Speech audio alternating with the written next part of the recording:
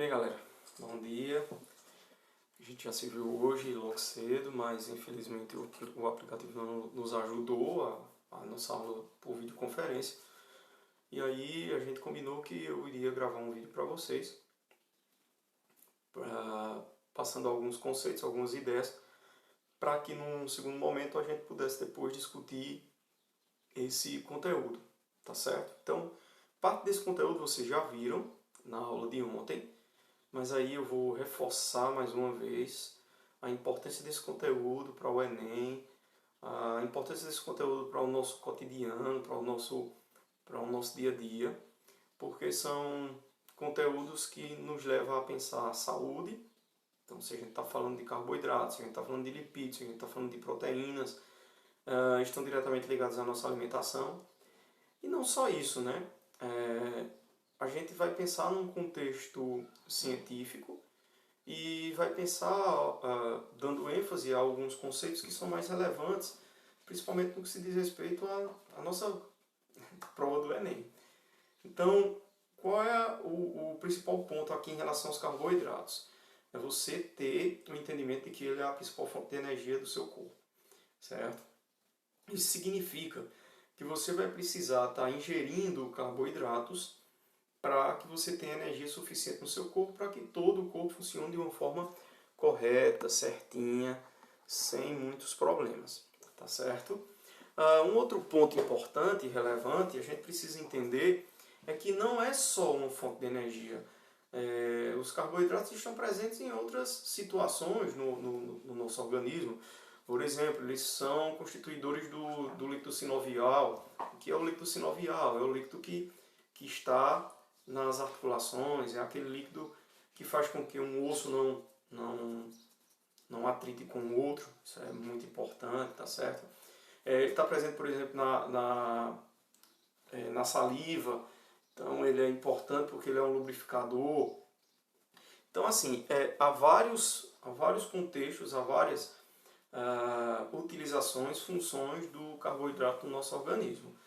Não só no nosso, também nos das plantas, já que a gente está falando de células, ok? Onde é que você vai encontrar isso no seu livro? Você vai encontrar lá na página 26 e 27, vai estar lá falando sobre carboidratos, e ainda tem uma partezinha falando sobre lipídios que eu vou deixar para falar depois, ok? O ponto mais importante aqui está diretamente ligado a essa pequena estruturazinha aqui que eu mostrei na aula anterior. Aqui a gente tem os carboidratos e a gente tem as divisões dos carboidratos. Essas divisões dos carboidratos, elas são muito importantes. Só que antes de a gente tentar entender o que é monossacarídeo, oligosacarídeos e polissacarídeos, a gente precisa entender, quimicamente falando, o que é um carboidrato. Então, um carboidrato ele vai ser uma estrutura formada obrigatoriamente por carbonos, hidrogênios e oxigênios, em quantidades que variam. Essa variação da quantidade de carbonos, hidrogênios e oxigênios é que faz com que eu tenha também carboidratos diferentes. Porém, cada estrutura, cada complexo molecular de um carboidrato, ele tem uma quantidade específica de carbonos. Vou começar, por exemplo, pelos monossacarídeos. Quais são os dois monossacarídeos mais importantes? Aqui na imagem vocês vão ver que a gente tem a representação de dois aqui, ribose e glicose, por exemplo. Certo? Por que nós vamos chamar de monossacarídeos? Se vocês observarem bem, aqui eu só tenho uma estrutura. Essa estrutura, por exemplo, ela tem 4 carbonos, mas como é que tu está vendo os carbonos aí se eu não estou vendo? Cada vértice, cada junçãozinha dessa de duas retas, vai ser como se tivesse um carbonozinho ali, tá certo? Então é obrigatoriamente necessário que eu tenha esse entendimento químico. O que é um carbono, o que é um hidrogênio, o que é um oxigênio. Então, visualmente, aqui, tu só vai ter a visão de um carbono. Só que não é um carbono só nessa primeira estrutura, que é a ribose. Você vai ter aqui 5 carbonos. Você vai ter um que está visível. Aqui ele está até juntinho aqui, ó, um H, um O, um C, H2. Certo? Isso aqui é um carbono. E abaixo desse tracinho, você vai ver que tem uma junção, de novo, 2 retas, um vértice. Nesse vértice tem um carbono, no outro vértice de baixo tem um carbono, no outro carbono e no outro carbono. Então quer dizer que nós não temos um carbono, nós temos 5 carbonos. 4 não visíveis, mas que estão lá, e um visível, tá certo? Ligando um carbono ao outro carbono, você vai ver que tem um Ozinho, isso é um oxigênio. Então, essa estrutura que nós temos aqui é uma estrutura que é conhecida como ribose. Se nós fôssemos trabalhar a estrutura molecular da ribose, nós teríamos, por exemplo, baseando-se lá naquela estruturazinha lá em cima do lado do nome hidrocarboneto. Você tem parênteses aqui, um C, um H2O. E que está entre parênteses, e que fora tem um Nzinho. O que é que esse N significa? É algum elemento químico? Não, é o número dessa estrutura aqui repetida. Quer dizer, quando eu coloco 5 ali, significa que eu estou representando, por exemplo, a ribose. Se a gente contar, vai bater certinho com o número de elementos que tem na ribose. Então, se no lugar do Nzinho aqui eu coloco um 5, então nós vamos ter 5 carbonos, nós vamos ter 10 hidrogênios, porque são 5. 5 vezes 2, 10. E nós vamos ter 5 oxigênios. Então, se a gente voltar lá na estruturazinha e for contar, a gente vai ter exatamente esse número. Então, ó, 1 com mais 2 hidrogênios, 3, 4, 5, 6, 7, 8, 9, 10 hidrogênios. Quantos oxigênios a gente vai ter? 1, 2, 3, 4, 5 oxigênios, igualzinho tem lá na continha que a gente fez. E 5 carbonos. Então, quer dizer, essa estruturazinha que a gente encontra aqui em cima é a fórmula estruturante, vamos dizer, a fórmula geral do carboidrato.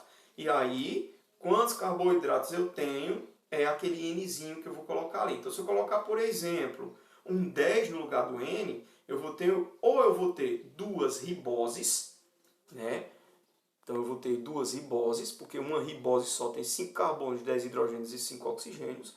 Ou eu vou ter por exemplo, uma outra estrutura, uma maltose, por exemplo, que vai ser uma estrutura que tem 10 carbonos, 20 hidrogênios e 10 oxigênios. Num quadro, ficaria mais fácil para trabalhar essas estruturações. Mas, no momento, o que eu quero que vocês entendam é a fórmula geral dos carboidratos, que é carbono, hidrogênio 2O, e que a variação do número de carboidratos que eu tenho vai de acordo com o Nzinho ali, tá certo? Aqui embaixo a gente tem as representações estruturantes que diferenciam, por exemplo, o que é um monossacarídeo, o que é um oligosacarídeo e o que é um polissacarídeo. Mono, já está dizendo, mono, quimicamente falando, significa um. Quer dizer, é uma única estrutura. Então, todo monossacarídeo vai ser uma única estrutura. Ele dá exemplos aqui, ó, de monossacarídeos. Ele fala sobre uma pentose. Olha, pentose, 5 carbonos. Então, por exemplo, uma pentose pode ser uma ribose ou uma desoxirribose. Já quando ele fala em hexose, 6. Quer dizer, é um monossacarídeo que possui 6 carbonos. Ele dá como exemplo glicose, lactose e frutose. Então aqui, estruturalmente, tem representado uma glicose. Vejam que há uma associação conceitual entre tudo. Então, vamos lá. O que são carboidratos? São fontes de energia para o corpo. Só fontes de energia? Não, mas a princípio a gente vai trabalhar essa ideia. São fontes de energia. Elas se dividem em grupos de estruturas que se aglomeram. Então, por exemplo, tudo dá início a partir de um monossacarídeo. De uma única estrutura, carboidrato, monossacarídeo. Os monossacarídeos podem ser formados por 2 grupos, as pentoses e as hexoses. Pentose, 5 carbonos. Hexoses, 6 carbonos. Tá certo? As principais pentoses está aí também no slide, que é a ribose e a desoxirribose. E as hexoses, a gente vai ter a glicose, a galactose e a frutose. Então, recapitulando para ficar muito claro isso para você.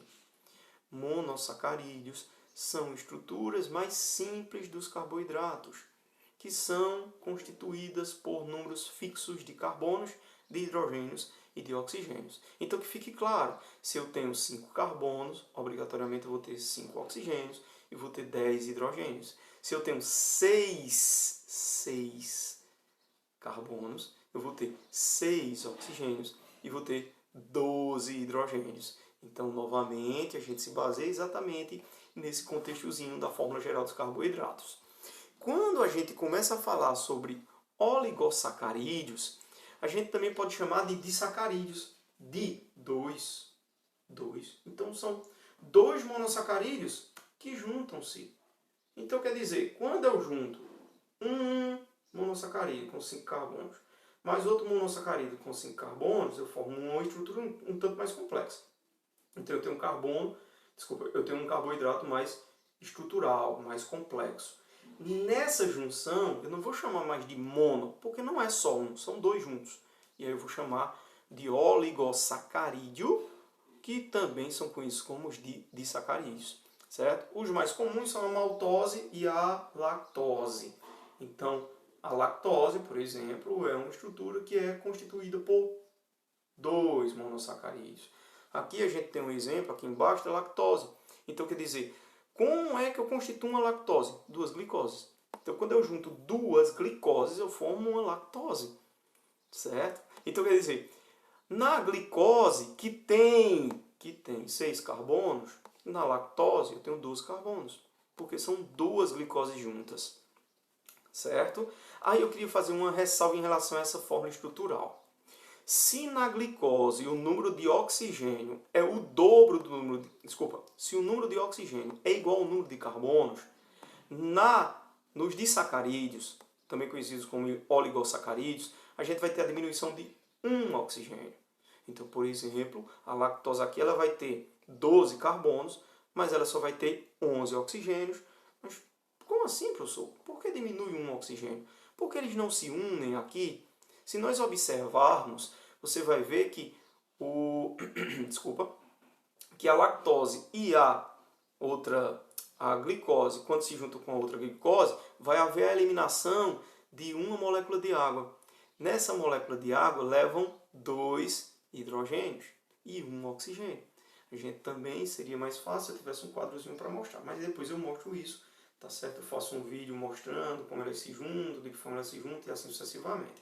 Então, quando uma glicose se junta com outra glicose, uma das glicoses vai perder um OH e uma das glicoses vai perder um hidrogênio só, para poder ter como os oxigênios se unirem e aí formar a lactose. Isso procede também em relação aos polissacarídeos.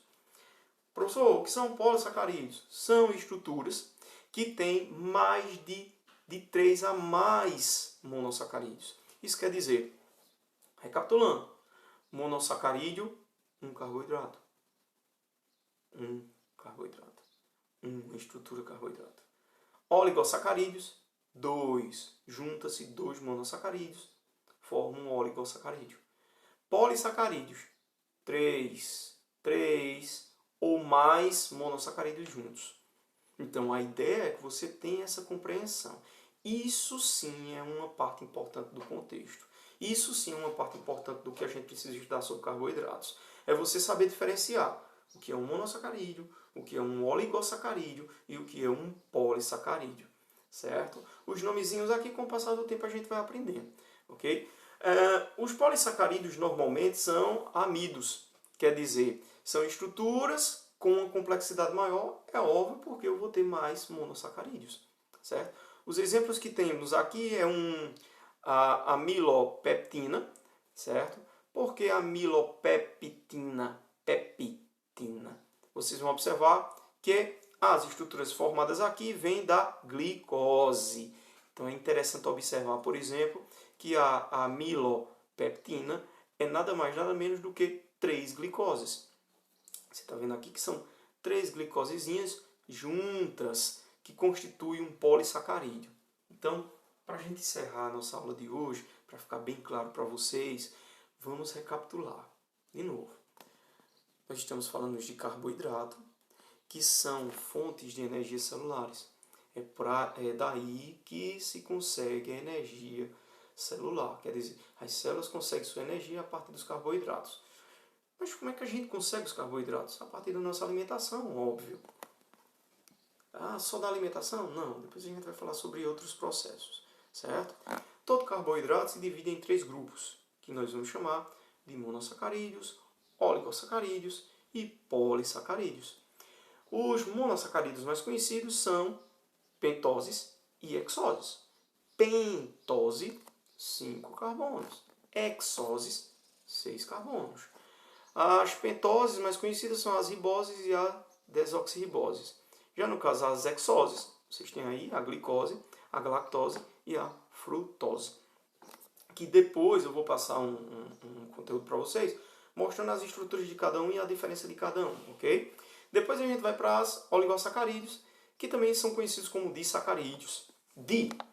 Quer dizer que são dois monossacarídeos. Então, quando eu me refiro a um oligosacarídeo, eu me refiro à junção de dois monossacarídeos, ok? Já os polissacarídeos são estruturas com 3 ou mais monossacarídeos juntos. Então, que fique bem claro que para a gente construir carboidratos, a gente precisa também juntar várias outras estruturas. Eu queria encerrar aqui bem rápido, só mostrando isso aqui. Isso aqui são polissacarídeos. Então, se você observar, por exemplo, no primeiro aqui, você vai ter homopolissacarídeos. Por que homo? Porque são todos iguais. Então, quer dizer, vamos dizer que sejam glicoses. Então, são várias glicoses todas juntas. Então, aqui, por exemplo, o exemplo que a gente tem aqui, tem 1, 2, 3, 4, 5, 6, 7, 8 glicoses juntas. E nós vamos ter os homopolissacarídeos ramificados. Você vai ver que ao lado aqui está saindo um ramozinho da estrutura. Quando a gente fala em heteropolissacarídeos, a gente vai falar de vários tipos de monômeros, quer dizer, vários tipos de monossacarídeos, todos juntos numa estrutura só. Então você vai ver aqui que tem um rosinha, um azulzinho, um verdinho, todos eles, essas cores são como se a gente tivesse monossacarídeos diferentes.